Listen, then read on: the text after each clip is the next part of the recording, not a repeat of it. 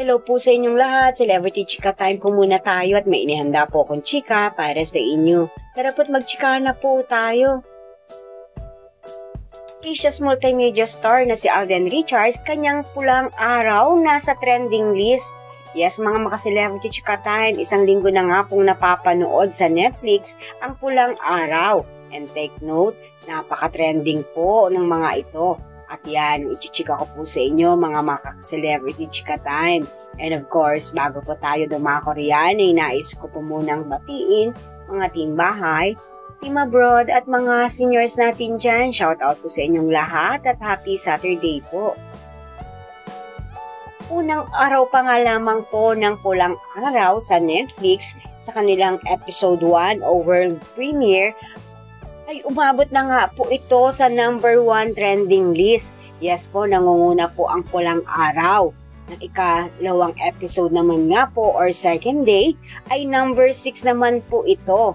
At noong third day po episode 3 ay number 9. At ang episode 4 naman ay pang-5 sa trending list. At ang episode 5 ay naging pang-7 pa sa trending list. O saan pa, di po ba? Samantala, sa Prime TV naman ay mapapanood po ito tuwing alas 8 ng gabi sa GMA Network. And of course, narito po ang isang short video clip na kung bakit trending list po ang pulang araw. Panuorin po natin ito.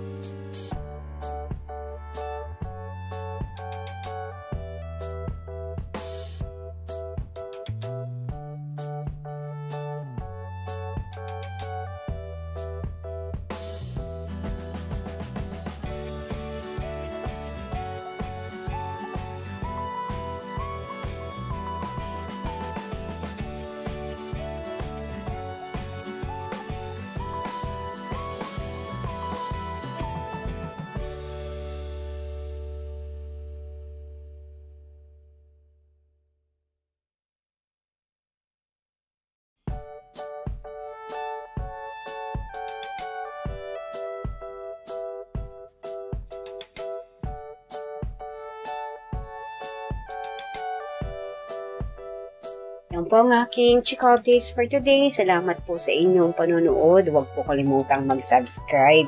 Pwede po mag-comment sa ibaba. Sa tunglamang po hearts o nakakasakit sa isa't isa. Salamat po muli. Spread love, not hate.